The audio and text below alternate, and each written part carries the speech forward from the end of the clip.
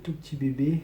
Je viens de lui laver sa cage parce que comme elle n'arrive pas bien à se déplacer, elle bat des ailes pour aller des graines à l'eau. Et puis elle se déplace par bond. Elle fait des bonds en volant. Elle est tombée dans sa petite écuelle d'eau. Je ne sais pas si vous la voyez là-haut. Hein, petite écuelle qui est là. En fait, c'est un couvercle de peau dans lequel je mets son eau. Alors, ce que je voulais vous montrer aujourd'hui, on a affaire donc à cette petite perruche handicapée. Hein, je vous rappelle hein, qu'elle n'est pas complètement tordue. Là, elle est toute mouillée. Et donc, comme elle ne peut pas se gratter, et qu'elle a ces toutes nouvelles plumes qui viennent d'arriver, eh bien c'est à nous de le faire. C'est à nous de la soulager. Hein? Oui, comme ça. Alors je ne peux pas créer un lien aussi simple que ça, puisque c'est une perruche qui est née en volière, qui n'a jamais été manipulée à la main. Lorsque je l'ai prise pendant les 2 premiers jours, effectivement, je l'ai nourrie à la main avec une seringue. Mais en fait, elle était tétanisée. En fait, c'est parce qu'elle avait peur, elle était stressée qu'elle se laissait faire. Mais très rapidement, j'ai bien vu qu'il y avait des limites à son apprivoisement. Résultat, on doit tout recommencer depuis le début. Alors surtout, c'est pas la peine d'aller chercher l'animal quand vous voyez qu'il stresse, quand vous voyez qu'il a envie d'aller se cacher dans sa cage, aller dans un petit coin. Alors oui, la cage est toute petite, hein, pour ceux qui vont me faire les réflexions, mais c'est parce que j'ai pas besoin d'une cage plus grande pour l'instant. On est en train de préparer un oiseau qui est handicapé. Donc on va pas lui donner une cage qui fait 25 mètres de long. Il faut qu'elle puisse juste faire des distances entre sa mangeoire et son abreuvoir, tranquillement. Je ne sais pas si vous voyez bien là. Mais voilà, on a un petit bébé qui ne peut pas se gratter la tête, qui ne peut pas aller enlever ces petites choses qui piquent hein, lorsque les plumes sont encore bébés, hein, parce qu'elle a 5 semaines. Hein. Donc, en lui faisant ça, je suis en train de faire le travail que ferait son frère, sa maman, son papa dans le nid. Hein, ils se le font entre eux. Et donc, comme je ne peux pas créer le lien nourricier, eh ben, j'essaie de trouver une autre façon de lui montrer que je suis d'amour, que je suis pour sa sécurité. Vous voyez, et puis là, elle se laisse aller dans ma main. Alors, elle a toutes ses ailes, elle a toutes ses rémiges, donc elle peut s'envoler. Vous l'avez vu, elle a déjà volé jusqu'au piano là-bas, jusqu'au bout de la pièce. Et donc, je ne veux pas la retenir, je veux lui montrer que je ne lui prends pas sa liberté. D'accord? Tout ce que je veux lui montrer, c'est que avec ma main, avec moi, elle va être bien. D'accord? C'est juste ça que je veux lui montrer. Et ça fonctionne tout doucement. Ça fonctionne, hein, ça fera 6 jours aujourd'hui que je l'ai. Elle m'a énormément mordu, tout simplement parce que voilà, c'est ce que lui a transmis ses parents. Hein, le fait de se défendre si jamais une espèce étrangère essaie de la prendre, mais c'était dans le but de la protéger. Et vous voyez là, il y a encore 2 jours, elle sera en train de me bouffer la peau entre les doigts. Là. Et là, vous avez un oiseau qui se laisse faire, qui se laisse cajoler.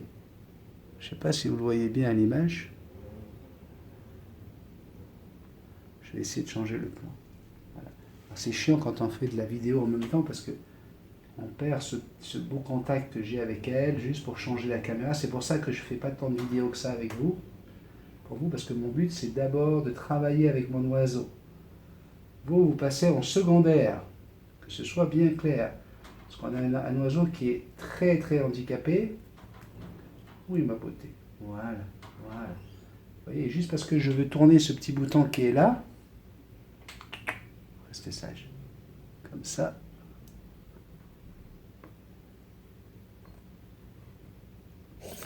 Voilà. Pour pouvoir approcher la caméra ici. Que tu puisses voir, parce que tu veux tout voir. c'est pas évident de faire les choses comme ça avec une seule main, sans perdre ton oiseau, sans qu'il tombe. Attends, je vais te poser là, mon bébé. Je vais vous faire vivre ce que je fais pour que vous puissiez en profiter, tout en vous montrant que ça me fait plus... ça m'embête plus qu'autre chose, et je préfère passer du temps avec elle, parce qu'il faut savoir une chose, c'est comme j'ai le chien, j'ai Bisou, je suis obligé de faire garder Bisou en bas, avec la maman de Sandrine, pour que je sois serein. Parce que là, si l'oiseau s'envole, va à terre, Bisou peut lui sauter dessus et la manger. D'accord? Donc là, vous voyez, on vient de la faire stresser, cette petite pupuce. Donc voilà, je suis en train d'essayer de vous montrer à quel point c'est important pour moi de passer du temps avec elle, ce qui explique le temps que je passe pas à faire des vidéos, à faire des génériques, des montages et tout un truc. Tout simplement parce que, même si je ne sais pas encore où est-ce que je vais en arriver avec cet oiseau, je veux absolument qu'on ait un oiseau heureux avec l'humain.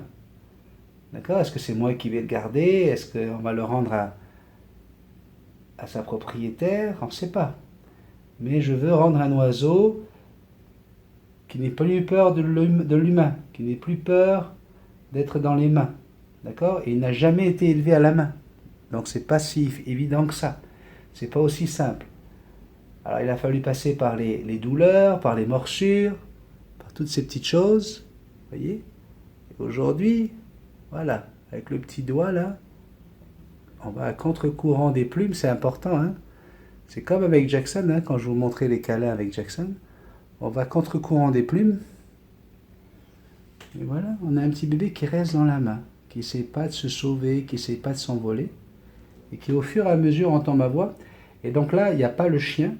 Pourquoi? Parce que le chien me stresserait, je ne serais pas serein, et comme je ne serais pas serein, je vais transmettre ce stress à l'oiseau, et voilà, on ne peut pas avancer. Donc, je suis obligé de me... Oui, mon bébé, oui. Voilà. Viens là, mon petit cœur. Là, tout va bien. Vous voyez, pas essayer d'attraper l'oiseau parce qu'il bat des ailes, parce qu'il s'envole. On est tranquille, tranquille. Elle, son seul moyen de déplacement, c'est de battre des ailes. Ok? Là, voilà, elle s'accroche avec son bec sur ma main. Elle ne me fait plus du tout mal. Elle m'a fait très très mal. Je vous le dis, là, pendant les 3-4 premiers jours, c'était terrible. Ça mord très fort, une petite perruche. Et là, ça va beaucoup mieux. Oui, mon petit cœur. Pourquoi? Parce que je n'ai pas crié, j'ai pas fait aïe, oui, oui, sans arrêt. Oui, mon amour. Tout va bien aller. Donc là, ce que je vais faire, j'ai eu ma petite séance, parce que ça fait déjà plus d'1 heure que je suis avec elle. Hein. Temps de nettoyer la cage et tout. Alors, je vais la remettre dans sa cage. Et pour remplir son écuelle d'eau, parce qu'il faut éviter qu'il y ait de l'eau dans le fond de la cage pour pas qu'elle se salisse, pour pas qu'elle se mouille, pour pas qu'elle attrape froid. Hein. Qu'est-ce que je fais? Je vais vous le montrer ici. Hop. Comment je vais faire? Eh bien, je vais tout simplement remplir la petite écuelle avec une seringue que je vais introduire sur le côté. Alors là, vous pouvez la... Je ne sais pas si vous la voyez, mais elle est en train de manger là. Je vais vous la filmer. Hop. Et je remplis l'écuelle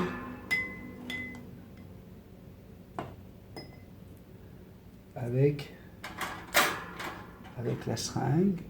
Alors, j'ai déjà calculé, il faut 4 bonnes seringues de 5 ml, ça va donner 20 ml, pour remplir son écuelle sans qu'elle déborde dans la cage.